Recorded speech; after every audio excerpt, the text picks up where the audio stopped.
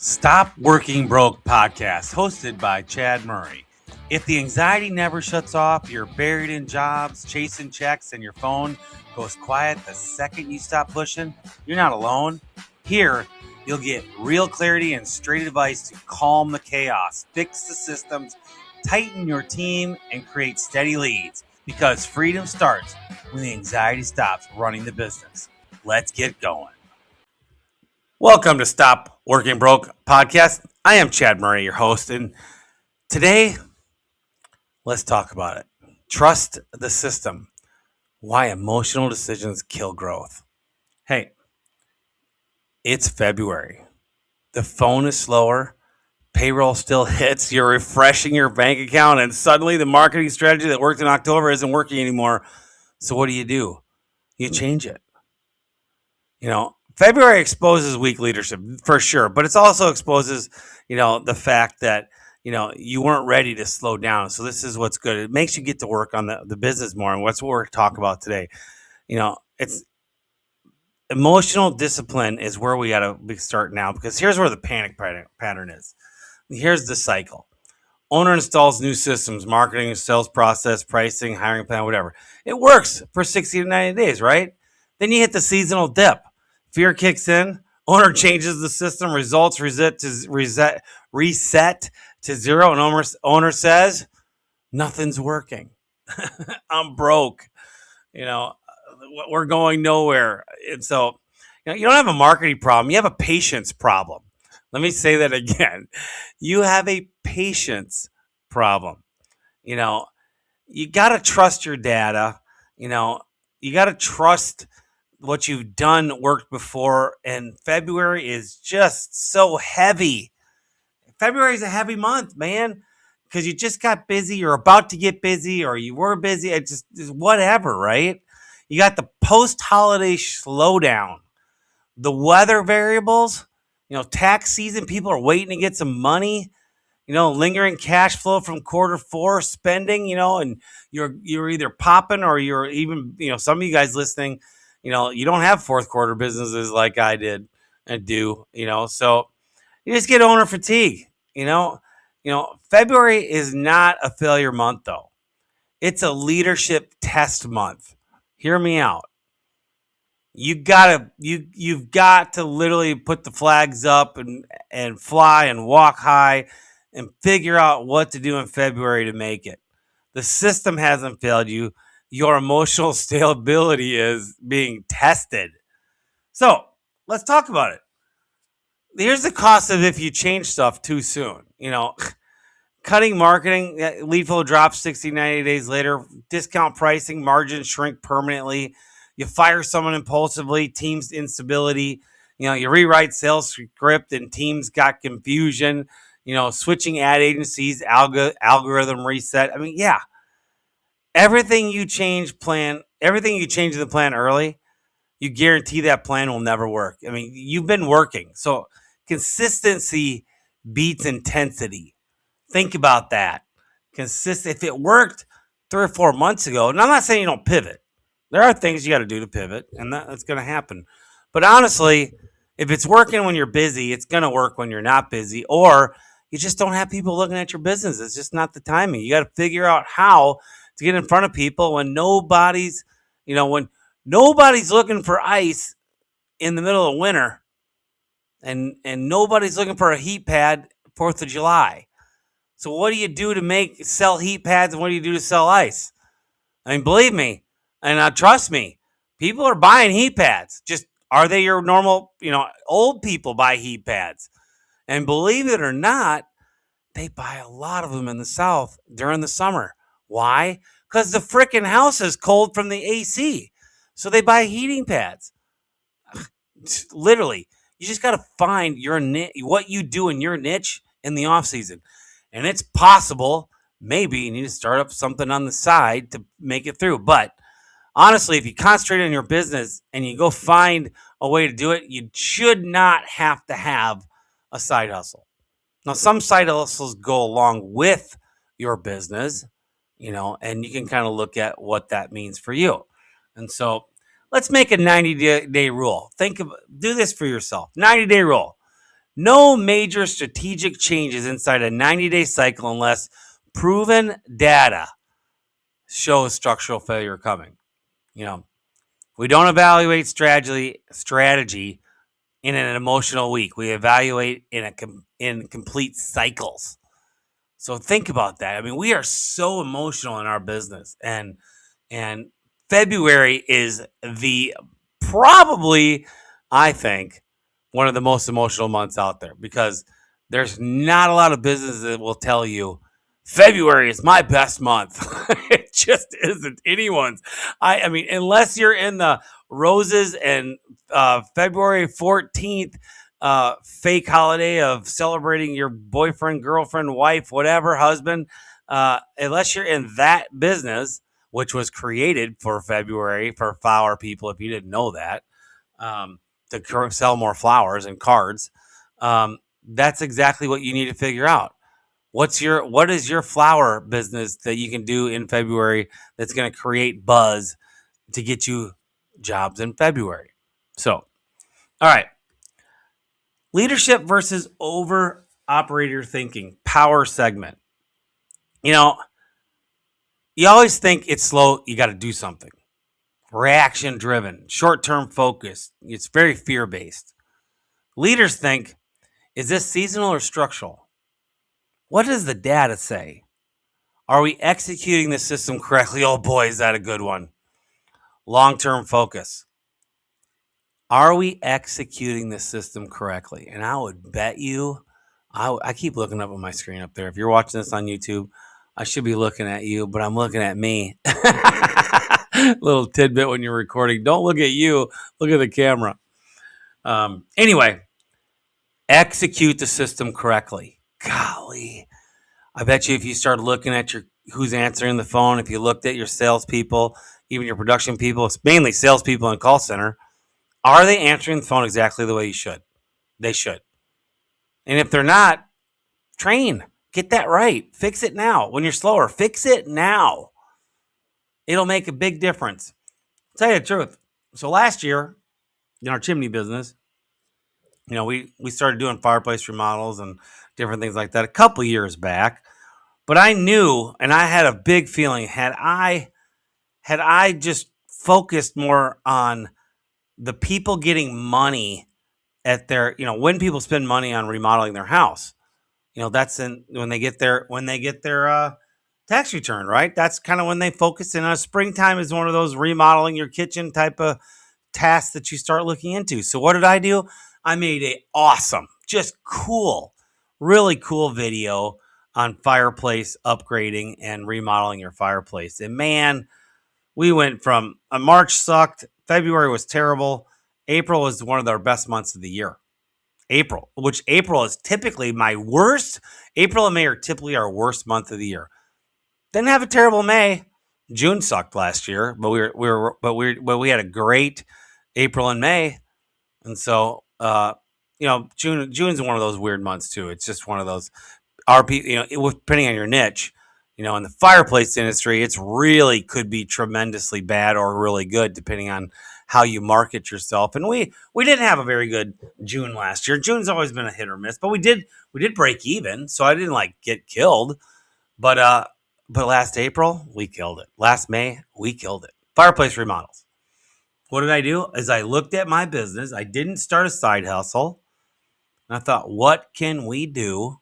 And what can I spend more money on? Like put my focused money on. Like normally we go when we do a water leak thing, which rain or shine, if it's raining a lot, I boost that, those kind of posts more up, not boost, up their marketing dollars on that campaign. But I really focused in on people doing fireplace remodels, and it made a killing. It really did, and I'm sure we're going to do that again this year. So, okay, tactical framework: what to do in February instead of panic. Okay, instead of a cookie cutter marketing, improve follow up speed. There you go. Audit close rates. Improve Google reviews. Go ask for them. Call clients up and ask them. Tighten dispatch efficiency. Boy, this is strict. By the way, if you didn't know it, I use ChatGPT to write out what I'm going to do, and I have it organize it, and it adds a bunch of stuff. So this is I have not read this part of the deal yet. Yeah, we just talked about it. So I'm ahead of ChatGPT on this one, baby. And so okay, cold estimates. That is huge. And by the way, it's off season. If it's your off season and you're in the middle of just coming out of an on season and you kind of have more of a winter fall business, if you need cash flow, offer some discounts. Now, everyone's always too proud to offer discounts, but I'll tell you, if you need to pay the bills, offer some discounts to get those guys working. Break even. Just if you can manage your off season to make money, great. But if you're having a struggle, if you can manage your off season to break even, hey, what you got in the bank stays in the bank, right? And so that makes a difference. Raise the standards, not volume desperation. So that's another thing. Oh, that is such a good phrase. A lot of people will sit here and woe is me, panic, freak out, and they don't raise the standards. Instead, you let it happen to you. Well, don't let it happen to you. Get out there and work your ass off and figure out, but use your mind. Like, what can we do now to make tomorrow better? Because now you're in that mindset of, you're kind of in that freak out mode, right? So the rest of the year, or most of the year, or at least part of the year, you're in just manage the business mode, right? Work. Well, right now, it's an opportunity to make your business better because you have the time. And now you'll start figuring out the off season because more than likely you have the on season figured out. You might want to make it better, but you got the on season figured out. So let's figure out the off season. Improve presentation, improve objection handling. Whoa, that's a big one. I'll tell you what, when I hire people, a sales guy, I want to know if they're real salespeople. I ask them a question when the first 2 minutes I meet them. Hi, my name's Chad. They tell me their name, tell me a little bit about your family, tell me about you. Oh, and by the way, let's get into it. What happens when you get to it? You close somebody in their house and they say, let's think about it. And if they can't answer me the what I want to hear, and by the way, there's no cookie cutter answer to that. The answer is not I'll call you later and leave. The answer is, do you have an answer? So if I literally just I'm hiring for one of my clients and training one of their salespeople, and I had to ask two people that this week, and one guy bombed, didn't hire him. The other guy's like, first, well, let me guess, is this a pricing issue? Let's talk about pricing. Let's talk about me and versus anyone apples and oranges. He said that, and I was like blown away because that's actually part of my sales process. He nailed it. So I knew he had training. I knew he had some training. So anyway, get on those objection handling. Get to know how to handle the people that are going to say no right now. The people who are thinking about it. Give them a reason to go now. Call people back and give them a reason to go now. But by the way, a good one I always say, price isn't getting any cheaper. You got the cheapest price today. So something always good to look at. So, all right. Oh, but by the way, review your last 12 months and see where you were last year. And I'll bet you were sitting here doing the same thing. Compare year over year. Knowing your numbers is so calming to know that you've been through it, you made it through it. It just teaches you what you past is. It helps you for the future and it helps you in the now. And so, check just start looking at all your numbers. It's very, very big. And so, there was a time, I'll tell you a personal thing here a little bit more at Master Services where February, I just, golly, we just knew before, this is a few years back, we just knew we needed to get everybody certified. It's not necessarily that you have to be certified in a chimney industry, but it sure does help you build the business, and everyone gets to know more about the chimneys, and it shows your clients that you've done some major work on, that your stuff, codes and standards. So anyway, so I knew February was coming, and I just at the time I knew there was nothing I could do to fix February at that time. I'd spent too many years trying, and we didn't really have the remodeling flair that we have now. And so, the matter of fact, this was kind of the year that 2021 is when we started to really find people that could remodel more. But at that February, I hadn't really come up with that. It might have been a few months later. So I just decided to get the entire company certified, knowing that I was for 2 weeks because I had to take half the company one week and the other half the company the other week, the next week. And I was gonna like lose my tush, but I knew the what it would do for the company would just get everybody excited. Everybody now has a badge. Everybody's on board. Everyone's part of the club now. Everyone feels like they've learned more about it. Everyone feels like an expert. So I did. Best year we ever had. Wish I could get everybody certified every year. I mean, but I spent that time wisely and the gamble paid off. Now, that's the thing I was telling you. You know, if it takes you to do some training in February and that's the month you need to do it, then do it. If you're slow in the summertime, then July. Then July is your time to train. Take that month, prepare for it, plan for it, take the hit while you train, and then watch when you come out of the slow time how you make that money back fast. And you do, and you really do. You honestly do, and that's what's so great about training. It just energizes everybody because they learn something new, they find something new, it works. Just everything is just flowing the way exactly you want to do it, and plus you giving them, and them I mean your employees, you're giving everybody just a leg up on making themselves feel more comfortable with the company and themselves that they've accomplished something. And that personal growth, and you give someone personal growth in your business, I mean, you're investing in them and they see it. I mean, it revitalizes the business. It is a lightning bolt to the business, and it is so powerful.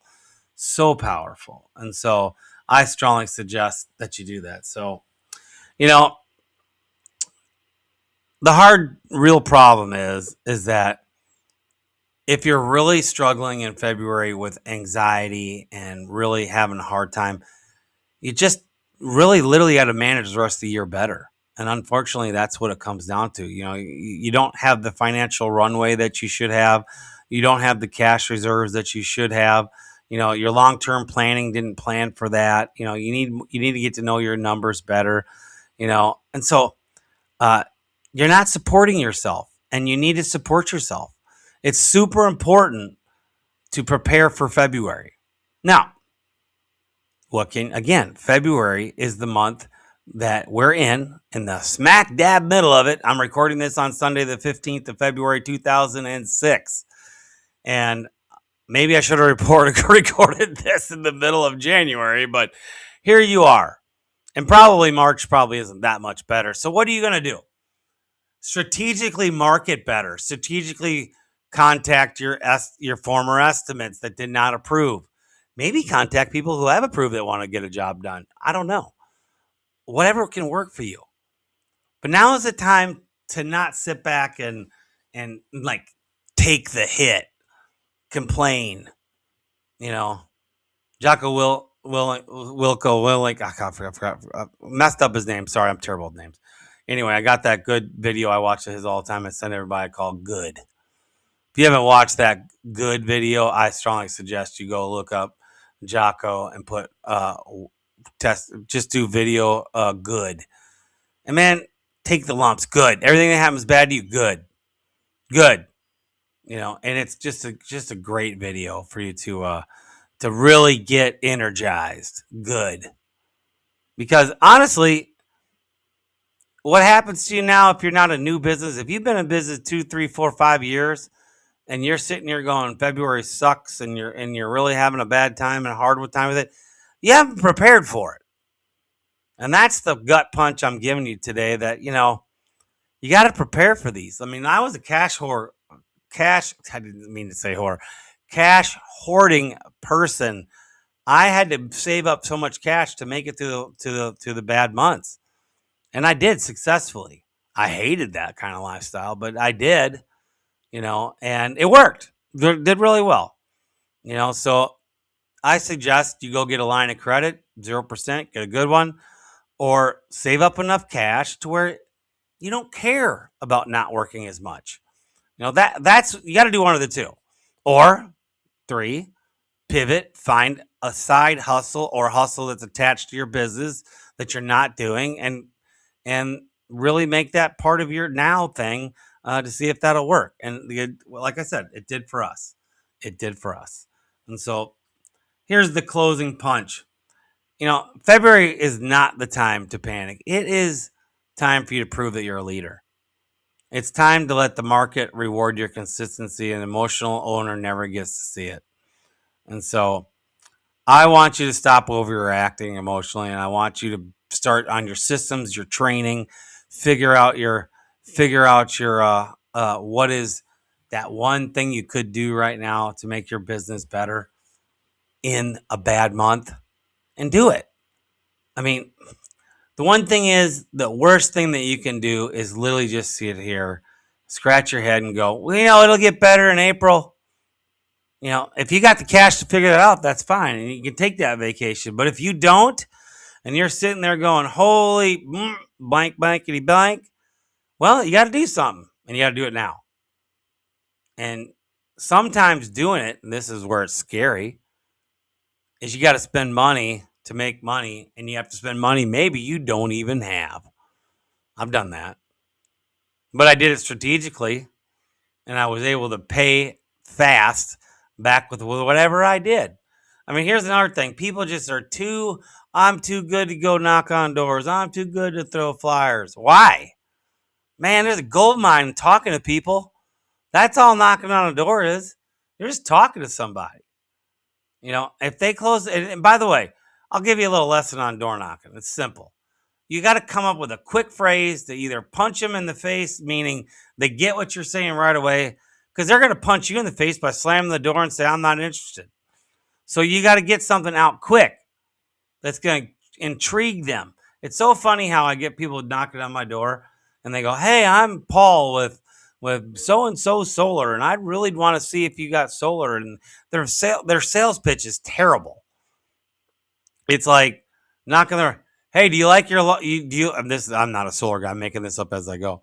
But I just say, hey, do you like your big energy bills? Or, hey, I see some space on your roof that we could put some solar panels on. I don't care anything. Or do you like electricity over gas? I don't know, something that started a conversation.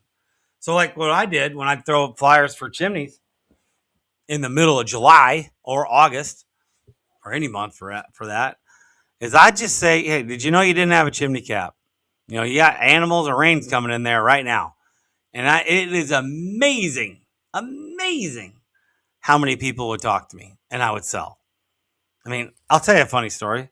So we were doing, I was watching the Cowboys. This is actually, I don't know, this is a long time ago. I'm really dating myself now.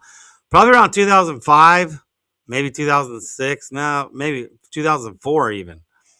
I had a guy, I'm in Dallas-Fort Worth, if you didn't know that. And so in Garland, which is way east Texas, or Dallas, there's this place called Duck Creek. It's nice houses. They're all built in probably the late 50s, early 60s. They're big, one-story, probably half-acre lots, with 2 or 3 chimneys on each house. And none of them had chimney caps. So I told my guy, Ronnie, big, tall cowboy guy, good sales guy, and told him to go out and knock on Duck Creek. I gave him a couple street specific. And by the way, he wanted to work on Sunday because he had a goal. He wanted to go on a trip or something. I don't remember what it was. And he said he was going to work on Sunday. And I'm like, well, I don't work on Sunday.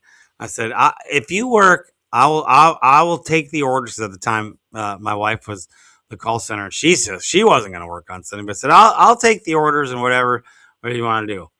So he goes, all right, on the Cowboy game was starting like at noon. Well, at 12:30, he calls me up with a double chimney cap order for like $5,000.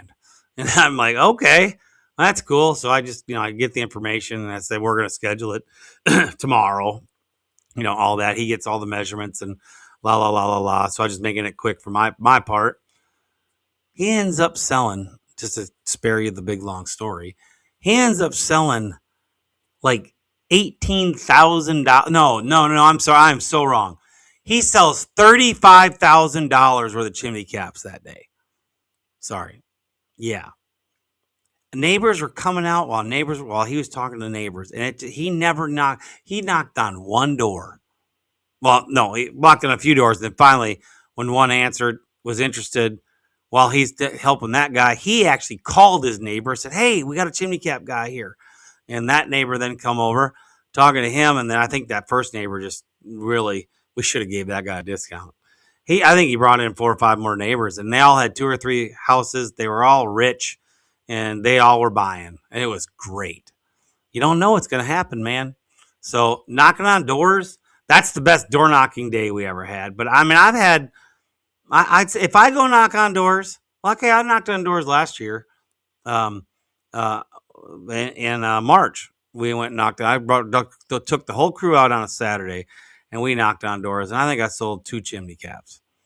And by the way, we were trying to sell paint. We were trying to start a paint division last year, which I don't recommend because that wasn't part of our niche. And I should have been selling fireplace remodels, and not in that hindsight 2020. But I did. We were mainly talking about paint. But then I couldn't help myself when I saw a chimney that didn't have a cap on it. I'd knock and say the same thing, and then boom. Next thing I think I sold like $4,000 that day. Not a great day, but hey, 4K. Holy macaroni, 4K. So wasn't too bad. So anyway, February. Bleh. Nah. Not the best month. For most people, we're in that transition period. It's okay. So go do what you got to do for February. I gave you some good tips here, but the main thing is stay focused, stay motivational, and be a leader. Get to know your numbers better, which you're never going to not hear me say that in any podcast I ever do. And there you go. Go do it. So this is Chad at Stop Working Broke. By the way, you want a little help with your business, feel free to give me a call, message, whatever. And you can email Chad at stopworkingbroke.com. I'd love to talk to you about your business. No, I'm not going to hammer you on working with you. As a matter of fact, I've probably done 5 or 6 discovery calls here in the last couple months that I didn't hammer them at all. Didn't even try to close them. Half of them are working with me. Other half just aren't quite ready. I'm not cheap, but I'm not that expensive. I'm gonna pay for myself, guaranteed. But anyway, little plug there. So guys, have a great week. It is February, and enjoy what you can of it. Be a leader. Get your stuff together, and I can't wait to talk to you next week.